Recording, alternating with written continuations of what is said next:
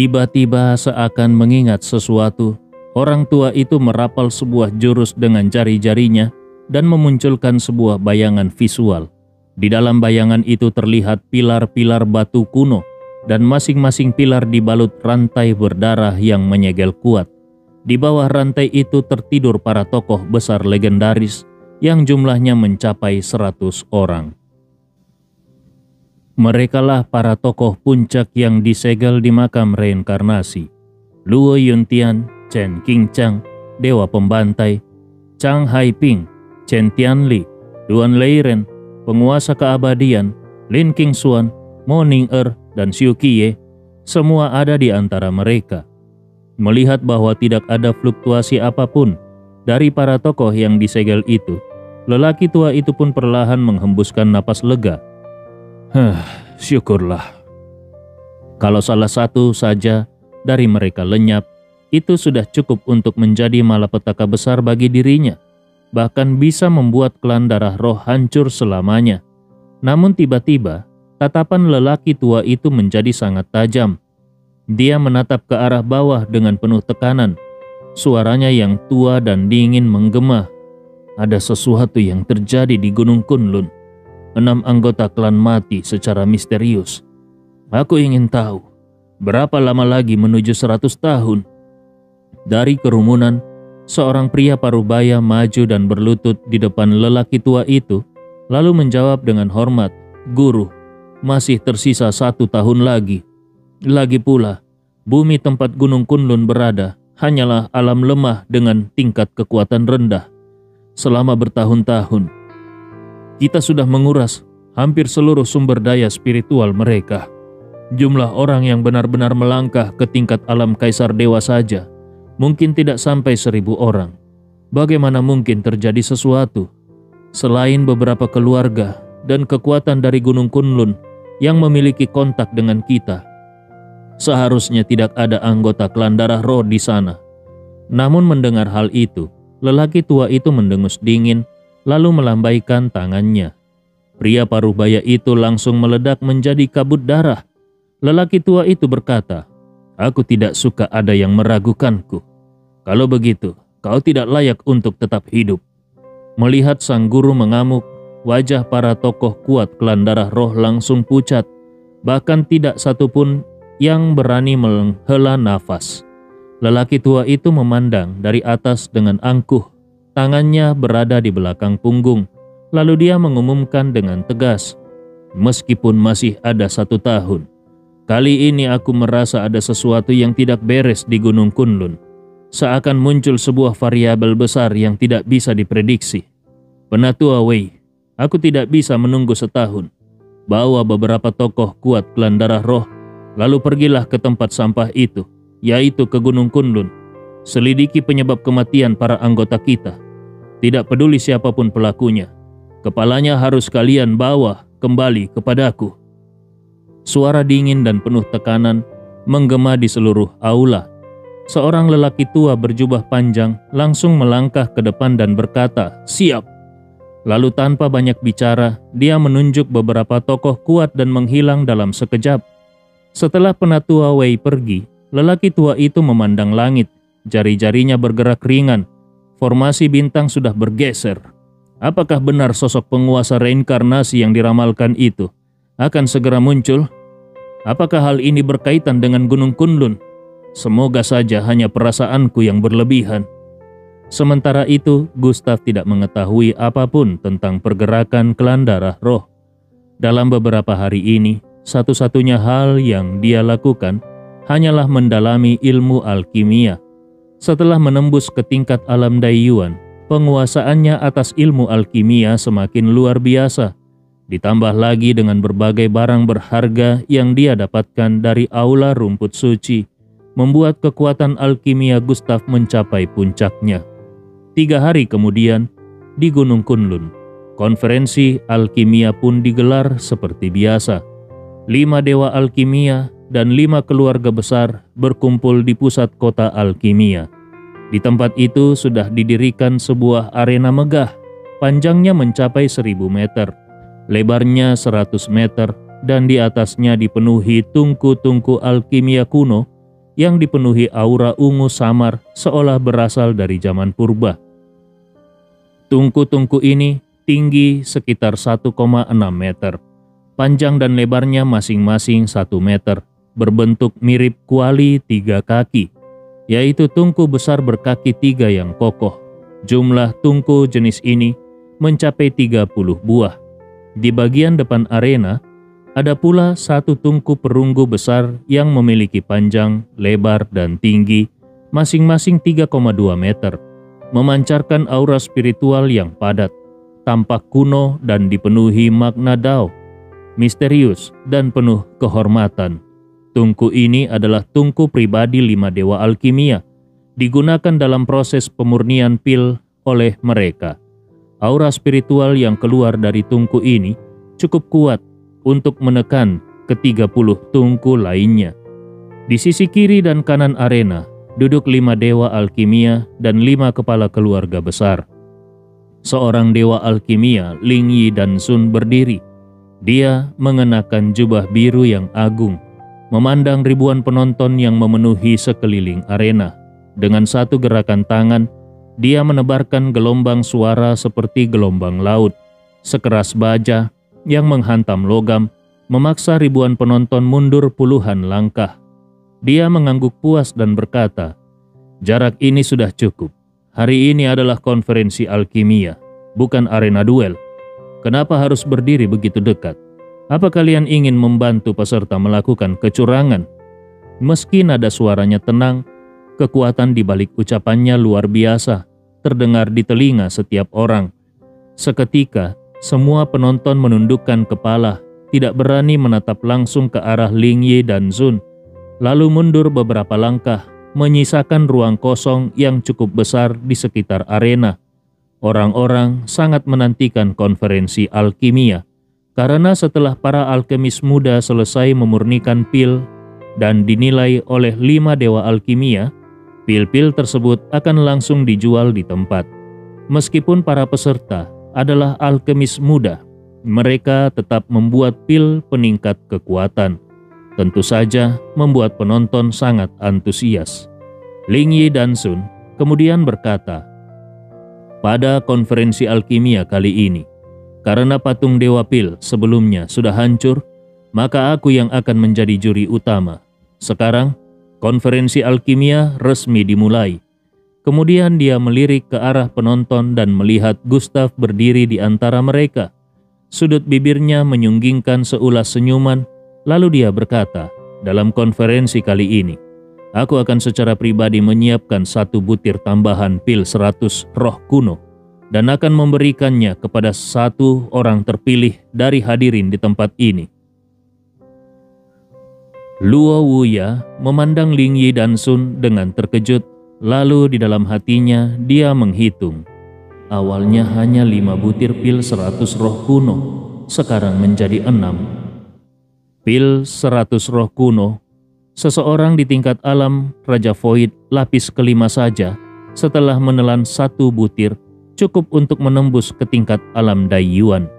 6 butir pil 100 roh kuno itu cukup untuk menciptakan 6 ahli alam Daiyuan. Bahkan, kalau 2 butir disiapkan untuk hadiah juara alkemis terbaik, 4 butir lainnya saja sudah cukup untuk membentuk 4 ahli kuat tingkat alam Daiyuan. Di dalam alam rahasia klan darah roh, alam Daiyuan memang bukan tingkat kekuatan tertinggi, tetapi di kota alkimia, selama para ahli tingkat alam Kaisar Dewa tidak muncul, maka ahli tingkat alam Daiyuanlah penguasanya. Bahkan, keluarga besar seperti keluarga Luo dan keluarga Cui, meskipun sudah bertahan selama ratusan tahun, jumlah ahli alam Daiyuan mereka pun hanya sekitar 3 atau 40 orang saja. Saat ini Ling Yi dan Sun berkata, "Dalam konferensi alkimia kali ini, 30 alkemis muda akan diuji dengan membuat salah satu dari beberapa pil, yaitu pil 100 roh kuno, pil Wuling, pil api, pil air, dan pil Tian Huang. Batas waktu pembuatan adalah 3 jam. Nanti hasilnya akan dinilai berdasarkan jumlah pil yang berhasil dibuat, dan kualitasnya untuk menentukan peringkatnya. Ling Yi dan Sun terdiam sejenak, lalu dia mengangkat kedua tangannya. Seketika cahaya ungu membumbung ke langit, menembus awan, dan meluncur deras ke bawah, langsung menghantam seorang pria berbaju hitam yang berada di puncak sebuah gedung 100 lantai. Pria tersebut berada di tingkat alam Daiyuan lapis 5. Ledakan cahaya ungu itu membuat banyak gedung di sekitar berguncang hebat. Pria berbaju hitam itu langsung meledak berkeping-keping, tubuhnya hancur berkeping-keping, dan jatuh ke bawah dalam bentuk serpihan daging. Ling Yi dan Sun pun menarik kembali kekuatannya dan berdiri dengan tangan di belakang. Matanya sedingin es di bulan Desember, dan seluruh tubuhnya diliputi aura dingin yang menusuk. Dia berkata dengan suara dingin, dalam konferensi alkimia ini, semua yang datang menonton wajib mengungkap identitas masing-masing. Siapapun yang tidak mau akan dianggap sebagai mata-mata yang ingin mencuri hasil karya alkemis dan akan dibunuh tanpa ampun. Setiap kali para alkemis melakukan pemurnian pil, selalu saja ada orang-orang miskin dan tamak yang mengandalkan kekuatan mereka untuk merampas pil secara paksa. Terhadap orang-orang semacam ini, Ling Yi dan Sun selalu membunuh tanpa ampun. Ling Yi dan Sun kembali berbicara. Ada hal yang perlu aku beritahu pada kalian semua. Pil api, pil air, dan pil Tian Huang. Semuanya adalah pil tingkat 7. Meskipun kualitasnya sangat tinggi dan jumlah pil yang dihasilkan banyak, tetap tidak bisa masuk 5 besar. Pil Wuling adalah pil tingkat 8 dan khasiatnya hanya setengah dari pil 100 roh kuno. Sedangkan pil 100 roh kuno adalah pil tingkat 9. Kalau hanya ada satu orang yang berhasil memurnikannya, maka orang itu akan langsung dinobatkan sebagai alkemis utama. Bahkan kalau ada peserta lain yang mampu memurnikan 12 butir pil Wuling kualitas terbaik, tetap akan kalah dan hanya bisa berada di peringkat kedua. Sebanyak apapun pil tingkat 8, tetap tidak sebanding dengan satu pil tingkat 9. Oleh karena itu, membuat pil 100 roh kuno adalah kuncinya. Namun karena pil ini mampu membawa seseorang di tingkat alam Raja Void lapis 5 langsung menembus ke alam Daiyuan, maka memurnikannya tentu sangat sulit. Ling Yi dan Sun berkata, "Sekarang aku minta 30 alkemis muda naik ke atas arena." Begitu selesai bicara, Ling Yi dan Sun melambaikan tangannya. Seketika cahaya pelangi merekah, awan lembut berubah menjadi sebuah tangga awan, menghubungkan tanah dengan arena setinggi 100 meter itu. 30 alkemis muda pun mulai naik. Usia mereka berkisar dari belasan hingga 30 tahun, termasuk Gustav, Cui Yue, Rou Huan, dan Luo Fang. Cui Yu sama sekali tidak menyangka Gustav benar-benar akan datang. Matanya langsung memancarkan api kemarahan. Antara keluarga Cui dan Gustav sudah terjalin permusuhan yang tidak bisa didamaikan. Apapun yang terjadi, kali ini Gustav harus membayar harganya.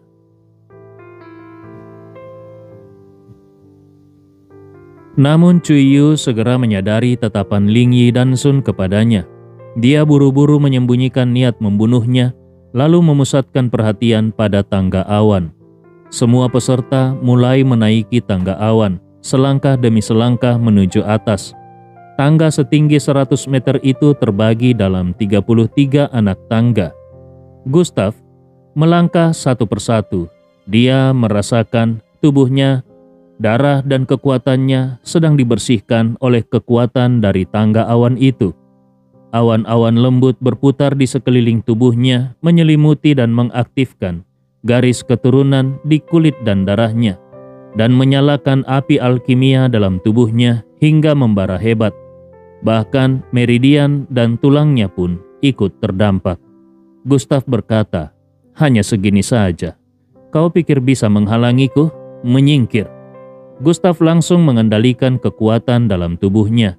Dia menekan api alkimia dalam sekejap dan bahkan melepaskan satu pukulan yang membuat awan di sekitarnya berhamburan. Dia melangkah cepat ke atas dan dalam waktu singkat dia sudah mencapai tingkat ke-20.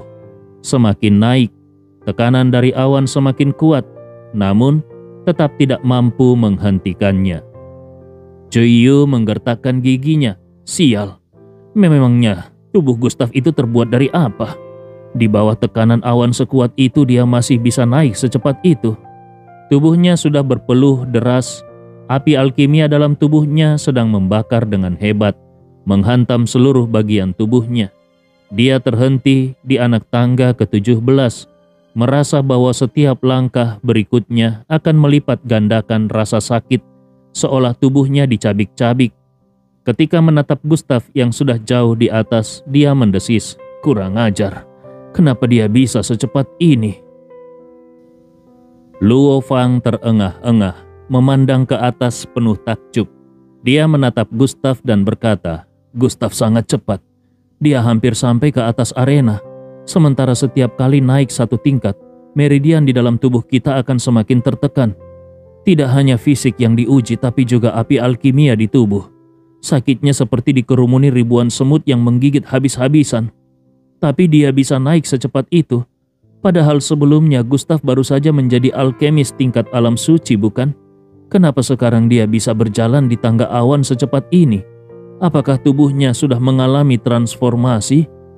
Sementara itu, Ruohan serta para jenius dari 3 keluarga besar lainnya, Wang Fang, Gu Luo, dan Liu Yu, masih kesulitan merangkak di anak tangga ke-16 dan 17, sedangkan para alkemis independen lainnya baru saja bisa naik ke anak tangga ke-10. Sungguh tidak terbayangkan Gustaf bisa naik secepat itu. Saat Gustaf menginjak anak tangga ke-32, dia menoleh ke kanan dan kiri. Kenapa tubuhku terasa sedikit kesemutan? Kenapa awan ini terasa agak menggelitik? Tubuhnya bergetar hebat, energi darah yang kuat berubah menjadi kabut darah dan langsung mengusir semua awan di sekelilingnya. Lalu dia melangkah naik ke anak tangga ke-33. Selangkah lagi, dia sampai ke arena setinggi 100 meter itu. Ruohan, Luo Fang, Chuiyu, dan yang lainnya menatap Gustaf di atas dengan ekspresi terkejut. Dia sudah sampai. Begitu cepat. Dia benar-benar sudah naik ke atas arena. Bagaimana bisa secepat itu?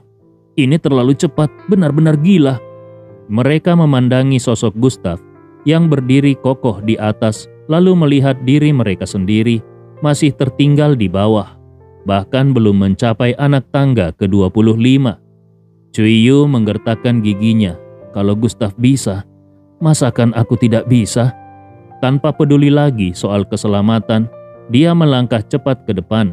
Namun, awan-awan di sekelilingnya semakin banyak. Rasa sakit di tubuhnya pun meningkat. Dari seperti digigit semut menjadi seperti dibakar api. Dengan beberapa langkah cepat, dia berhasil mencapai anak tangga ke-31. Namun setelah itu Chuiyu menjerit kesakitan. Dia merasa tubuhnya seakan sedang dicabik-cabik oleh ribuan binatang buas. Wajahnya sampai terdistorsi karena menahan rasa sakit luar biasa. Tekanan dari awan yang sangat kuat, seperti palu dewa, menghantam tubuh Chuiyu. Chuiyu menyemburkan darah segar. Tubuhnya langsung terguling jatuh ke bawah, melewati anak tangga ke-30, ke-29, akhirnya terhenti di anak tangga ke-20. Barulah sensasi terbakar dan rasa seperti digigit makhluk buas itu mulai sedikit mereda. Ling Yi dan Sun berkata, kalau tidak punya cukup kekuatan, ya naik perlahan saja. Masih berani sok nekat menyerbu ke atas. Kalau tidak mati ya pasti luka parah. Ling Yi dan Sun bahkan tidak menoleh pada Chuiyu yang jatuh. Dia malah berjalan dengan senyum ramah menyambut Gustaf yang berbisik pelan. Akhirnya kau datang juga. Dengan bakatmu, kau bisa menaklukkan seluruh tempat ini. Dia menepuk bahu Gustaf sambil berkata, semua pil 100 roh kuno yang disediakan di sini, memang aku siapkan untukmu. Semoga kau bisa segera menyusul kakak seperguruanmu, Aldren Ye.